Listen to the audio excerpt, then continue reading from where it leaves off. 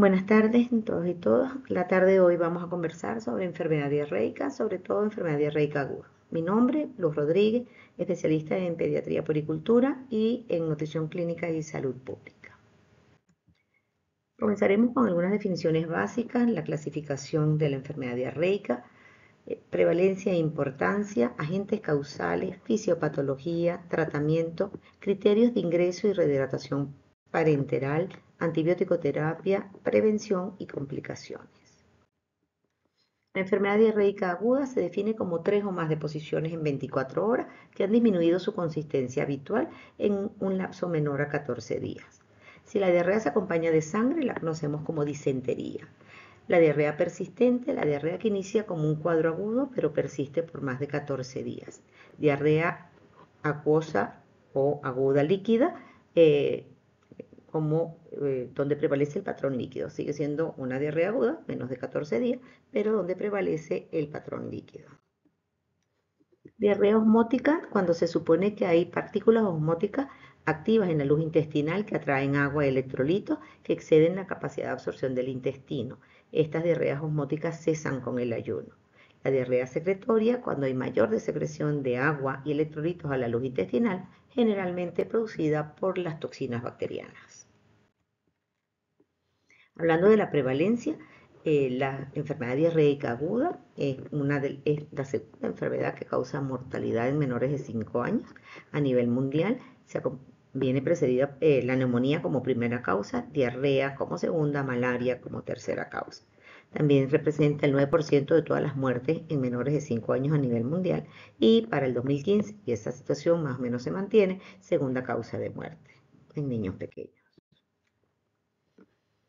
Para el 2019, hablando de los años de vida ajustados en función de discapacidad, los ABA, la enfermedad de diarrea reportan 1 millón de muertes y 55 millones de años perdidos por discapacidad por enfermedad diarreica. Los agentes causales pueden ser virus, bacterias y parásitos. Dentro de los virus los más frecuentes, obviamente el rotavirus, norovirus, astrovirus, adenovirus, enterovirus. Dentro de las bacterias, Shigella, Salmonella, Coli, Campylobacter, dentro de las más frecuentes, y los parásitos, la Yardia, el Cryptosporidium, la Amiba, el Balantidium, como los agentes más frecuentes. Hablando un poco de fisiopatología, el agua electrolito se absorbe en el intestino delgado. El agua se mueve por gradiente osmótico y sigue al sodio. La bomba sodio-potasio regula la secreción de cloro y sodio y agua en las criptas y produce absorción de sodio y cloro en las vellosidades. Algunas toxinas como la del cólera y la Escherichia coli abren esos canales de cloro y otras inactivan las enzimas capaces de hacer esos cambios de introducción de solutos, en este caso las guanilciclasas que inhiben la absorción de sodio y cloro. Estos causan diarrea secretoria. Los virus producen destrucción del epitelio básicamente en el intestino delgado y en forma de parches. Las bacterias o los parásitos afectan todo el intestino. Hablamos de canales para transporte, en este caso de sodio, hay sodio acoplado con glucosa y hay sodio acoplado con cloro. El agua sigue al sodio incluso en los casos de diarrea y ese es el principal motivo por el cual las sales de rehidratación orales son efectivas a pesar de que hayan alteraciones en la mucosa intestinal, siempre y cuando la relación de la sal, en este caso de la sal de rehidratación, maneje una relación glucosa-sodio de 1 a 1. ¿Por qué? Porque es un transporte acoplado. Por cada un elemento de sodio pasa uno de glucosa y eso facilita la absorción de agua que los arrastra. Las enterotoxinas de algunas bacterias impiden la absorción por medio de la proteína cloro-sodio, pero no de glucosa-sodio. Quiere decir que diferentes agentes causales son capaces de ocasionar daño en diferentes mecanismos o en diferentes sitios de absorción del agua. El tratamiento eficaz desde el punto de vista poblacional para el tratamiento o evitar las muertes por diarrea es mejorar la búsqueda y derivar los casos que deriven atención. O sea, hay que preparar a la madre para saber cuándo puede tratar en casa y solo restituir las pérdidas y cuándo debería consultar la atención médica. Garantizar el diagnóstico y el tratamiento adecuado a nivel comunitario. y eso es básicamente que haya disponibilidad de sales de rehidratación oral y de zinc elemental como suplemento oral. Y proporcionar leche materna en los niños pequeños y alimentación complementaria con alimentos nutritivos, higiénicos, saludables durante los episodios de diarrea. Algunas medidas recomendadas para el tratamiento de la diarrea a madres y cuidadores es prevenir la deshidratación administrando mayores cantidades de líquido y las sales de rehidratación oral. Continuar alimentando al niño. Es un mito creer que el intestino debe permanecer en reposo mientras dure el episodio de diarrea, mantener la lactancia materna y aumentar la alimentación después del episodio.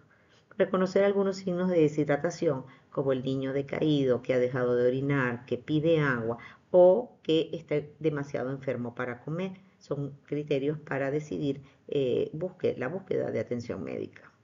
El tratamiento, además de la rehidratación, en el caso de que no esté deshidratado, la reposición de pérdida, en el caso de que esté rehidratado, lo vamos a ver más adelante, un plan B de terapia de rehidratación oral, junto con la suplementación con zinc de 20 miligramos por día durante 10 a 14 días en niños grandes y 10 miligramos por día en aquellos niños menores de 6 meses. Entonces, un poco hablando de la comparación de la sal de rehidratación oral. Recuerden que la sal de rehidratación oral fue uno de los descubrimientos que más vidas ha salvado. Y partimos de la época del cólera, de una diarrea básicamente con altísimas pérdidas de sodio y de líquido. Por eso las primeras sales de rehidratación tenían un sodio, si se quiere, para el día de hoy alto, son los 90 milivalentes de sodio que vemos en la sal estándar de 1995 y una carga de potasio más o menos estable que se ha mantenido en el tiempo. Para 2002 se propone el uso de lo que llamamos sales de rehidratación oral de osmolaridad reducida, porque ya la pérdida de sodio y cloro y agua no es por el vibrio cólera, sino por otras bacterias, y se ha estimado que una menor cantidad de sodio en el suero oral de 90 milivalentes a 75 milivalentes ha sido más útil. Los criterios de ingreso al hospital y la indicación de rehidratación parenteral. Bueno, cuando el niño muestra incapacidad para ingerir la sal de rehidratación oral, sea porque el estado de conciencia no la permite o porque no acepta el suero, la incapacidad de los padres o cuidadores para rehidratar en casa, el fracaso de la rehidratación oral por vómitos en intensidad y frecuencia como para interferir en la rehidratación y el alto gasto fecal. Cuando hay una deshidratación grave, superior al 10%, cuando hay alteraciones o signos de alarma como mal llenado capilar, alteraciones de conciencia, frialdad distal, taquicardia sostenida, cuando hay hilio paralítico, que se supone asociado a la hipopotasemia, y cuando tenemos la presencia de un abdomen potencialmente quirúrgico. Esos son pacientes que no deberían ser tratados con sales de rehidratación oral y deberían recibir hidratación parenteral.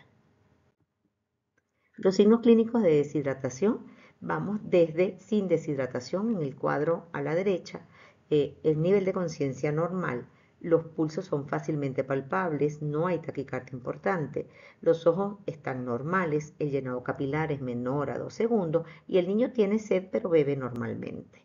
En la deshidratación moderada el niño está irritable, los pulsos son palpables, pueden estar taquicárdicos, los ojos aparecen hundidos, el llenado capilar sigue bueno, normal, menor de 2 segundos, el niño bebe con avidez. En la desnutrición grave, el niño tiene alteraciones de conciencia, ya no está irritable, sino que está letárgico, a veces hasta inconsciente. El pulso ahora es débil, aunque haya taquicardia, a veces tendencia a la bradicardia. Los ojos permanecen hundidos, el llenado capilar es lento, mayor a 2 segundos, y no hay sed, el niño a veces es incapaz de beber. Partiendo de menor intensidad, mayor intensidad en deshidratación, el niño que solo tiene diarrea y no está deshidratado, lo que necesita es reponer las pérdidas. Tantas veces evacúa, tantas veces recibe la sal de rehidratación oral.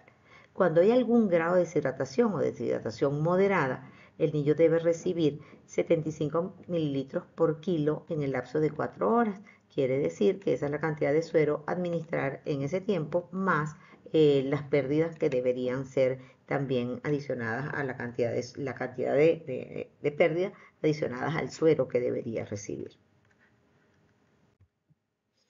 En el caso de un niño con deshidratación grave, ya lo dijimos, alteraciones de conciencia, taquicardia con tendencia a la hipotensión, demasiado enfermo para beber, es un niño que debería recibir hidratación parenteral. La solución llamada al tratamiento de estas deshidrataciones graves es la solución Ringer lactato, también la solución fisiológica o 0,9. El esquema tradicional, antes hacíamos 20 cc por kilo en una hora, que podía repetirse en una segunda hora, y luego 40 o 60 cc en las siguientes 4 horas. Los esquemas han variado, se ha cortado el tiempo y si se quiere se ha sido más agresivo en la restitución de líquidos. La propuesta actual es comenzar con 30 cc por kilo en una hora en los niños pequeños menores de un año y luego 70 cc por kilo en 5 horas para un esquema de rehidratación de 6 horas en niños pequeños. En niños grandes, la solución 0,9 o Ringer son 30 cc por kilo en media hora y el resto del déficit, como lo conocíamos antes, o la diferencia de líquido que debería ser administrada, que son 70 cc por kilo, va a pasar en 2 horas y media. Un esquema de rehidratación bastante más corto, de 3 horas. Algunas indicaciones de antibiótico-terapia para la enfermedad diarreica aguda. Primero partimos que la primera causa es viral y en ella es rotavirus. Quiere decir que no hay indicación de antibiótico en los casos de infecciones por virus, a pesar de que algunos diarreas por rotavirus pudieran incluso acompañarse de algo de sangre. Pero desde el punto de vista de las bacterias y los parásitos que sí necesitan intervención medicamentosa, tenemos que el Campylobacter, la Salmonella, la Shigella, la Escherichia coli, la Giardia y la Amiba tienen indicaciones formales de antibiótico-terapia. Entonces, Astrionan y Ceftriaxona para Campylobacter, Ceftriaxona para Salmonella, junto con Shigella. Acitromicina puede ser indicada en Shigella, igual que la Escherichia coli y en la diarrea del viajero, y la ceftriaxona sigue siendo indicación para las tres más frecuentes, Shigella, Salmonella, coli. Para la Giardia lamblia, que es un protozoario, la indicación sería metronidazol o nitazoxanida, y hay un esquema de 5 días con albendazol que también puede ser útil. En amibiasis, Entanoveva histolítica, la primera indicación sigue siendo el metronidazol. En casos para pensar en prevención de la diarrea aguda, buscar o tener disponibilidad de fuentes de agua seguras y potables para el consumo, el uso de servicios de saneamiento mejorados como el uso de letrinas o el uso de dispensadores de heces de manera segura, el lavado de manos con agua y jabón, el mantenimiento de la lactancia materna exclusiva los primeros 6 meses de vida, algunas medidas de higiene a nivel personal y alimentaria y educación sobre la salud y modos de transmisión de las infecciones. Básicamente entran por la boca y entran con alimentos o manipulación inadecuada de alimentos y agua. Y la inmunización con el rotavirus. Algunas indicaciones de la corrección parenteral de electrolitos. Acidosis metabólica tiene las mismas indicaciones que en los niños normopesos, un pH menos de 7,20 con un bicarbonato por debajo de 10. La dosis sigue siendo exactamente igual que para los niños bien nutridos, exceso de base por peso por la constante de distribución, pero la diferencia es que lo hacemos en tiempos más prolongados, hacemos correcciones para 4 horas. La hipocaliemia o la hipopotasemia es, si se quiere, la alteración electrolítica más frecuente en los niños desnutridos y la corrección en ambos desnutridos. Y normopeso es la misma cuando el potasio plasmático esté por debajo de 2,5 y la dosis es 0,5 a 1 miliequivalente de potasio en una hora, que puede repetirse en una segunda hora. Con hipocalcemia e hipomagnesemia, básicamente solo corregimos cuando son sintomáticos la presencia de deshidratación y convulsiones o en intolerancias para la vía oral, intolerancia real para la vía oral que necesiten suplementación parenteral. Y tenemos un ejemplo de una corrección de acidosis metabólica. Dijimos que tiene el criterio pH por debajo de 7,20 con un bicarbonato por debajo de 10. La cantidad de bicarbonato a administrar será exceso de base por 0,3 por el peso del paciente y eso le da la cantidad de base que requiere el paciente. Para llevarlo a cc o a volumen lo dividimos entre 0,6 partiendo de la concentración de bicarbonato, que es 0,5999 de bicarbonato y de sodio. Corregimos la mitad de ese déficit y luego recalculamos y corregimos el 25% del déficit siguiente. el bicarbonato se diluye en 2 a 3 partes de agua destilada para que no sea una solución tan hipertónica. Con respecto a la corrección de potasio, dijimos que el criterio de corrección era por debajo de 2.5 milicalentes por litro, la dosis 0,5 a 1 milicalente por kilo en 1 hora en 1 o 2 dosis. Hasta ahora, las 2 correcciones más importantes fueron la acidosis metabólica y la corrección del potasio, y eso era lo que traía en manejo de la diarrea aguda.